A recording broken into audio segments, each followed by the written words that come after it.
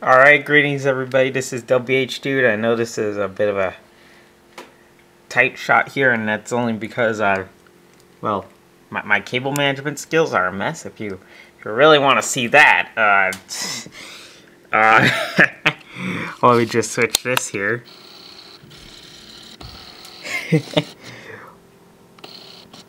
Oh, doesn't that look great? Yeah, my cable management skills are renowned throughout the galaxy, and by that I mean they suck. Anyways. There we go, finally got it in. I could just use manual focus for this, but I'm not because I'm an idiot. Anyways, so this is the Game Capture HD. It's what I use to capture console games. I know this is going to be really difficult for you guys, so let me just teach you step by step how to do this. Alright, let me switch back to manual. So, your game console, it goes in right there. Alright, you following me so far? Okay.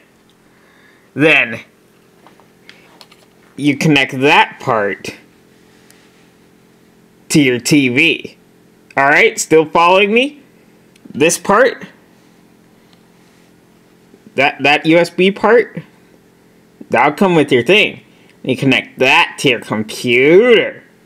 I know, this is a really difficult process. I totally understand if you guys don't get it the first couple tries. I wonder if my sarcasm is coming through properly. But seriously though, the more difficult side is on the software side, so let me go over there and I'll show you how it's done. Alright, greetings everybody. So I'm gonna teach you how to set up your Elgato. It really isn't that hard. First of all, you've got to install the Game Capture HD software. They really want you to. So just install that, but don't use it for a variety of reasons. It's not even bad, it's just OBS, in my opinion, is better, and I'll explain why. So you got that there. You would go to Add, then you would add a video capture device. I've already done that. So I've got my Elgato right here. Then you'd go into Properties, hit Configure Video, make sure everything is to your liking. It is to mine, so yeah. Don't change any of this, especially don't flip it vertically. Why would you do that? Anyways, so, but here's the big deal. Go to Settings in OBS, go to Output. For recording, maybe not for streaming. For streaming, do something else. But for recording, go to CRF 23 and do ultra fast.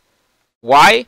Because CRF uses just as much bitrate as it needs. Like, for example, if I set the recording bitrate, this is just for example, I know it says streaming, but just ignore that.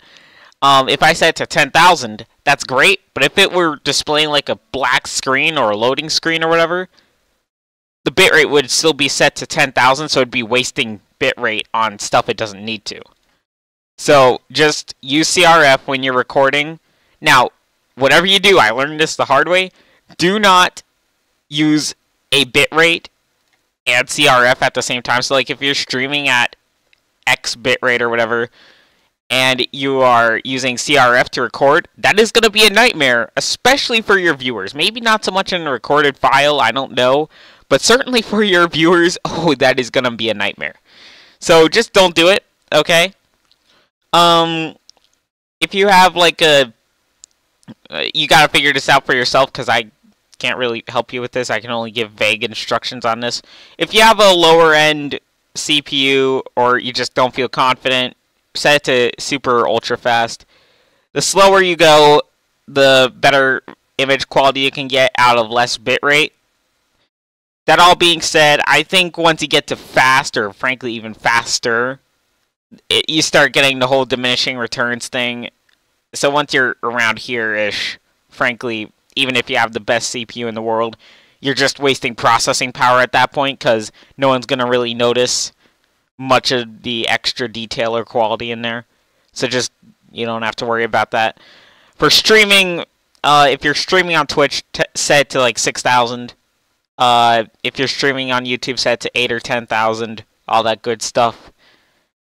The only other thing I can really think of to mention is just make sure that when you set a certain bitrate, that your CPU can handle it. This is all CPU bound, not GPU bound. So if you have the best GPU in the world, but you have a decent CPU or even a bad CPU, this is going to be a nightmare. But seriously, just use what you know your computer can handle. It's going to be a bunch of trial and error, especially for streaming or using constant bitrate in general. It's going to be a bunch of trial and error to see what your computer can handle, what your computer can't. For some reason, CRF, at least for me, isn't very CPU intensive. I don't know why, or maybe I just don't notice. So anyways, let's continue. So you're going to have your Elgato up like that. It's going to be all good. And frankly, that's about it. The only other thing I can think of is this. If you want to capture something via, I don't know, composite for some reason, or component, you're going to have to set it in here. It won't just automatically detect it. The only other thing I can think of is if you're using composite, you would have to, for some strange reason, and it's not like this on all models, but for some of them, for composite, you would have to connect the yellow cable instead of to the green component input. You would have to connect it to the red one. I don't get it either, but that's how it works. That's how it likes to roll. The only other thing you should really know, honestly, is go to Advanced Audio Properties. You see Sync Offset? See that here? Yeah. So here's the deal with the Elgato, at least the one I have.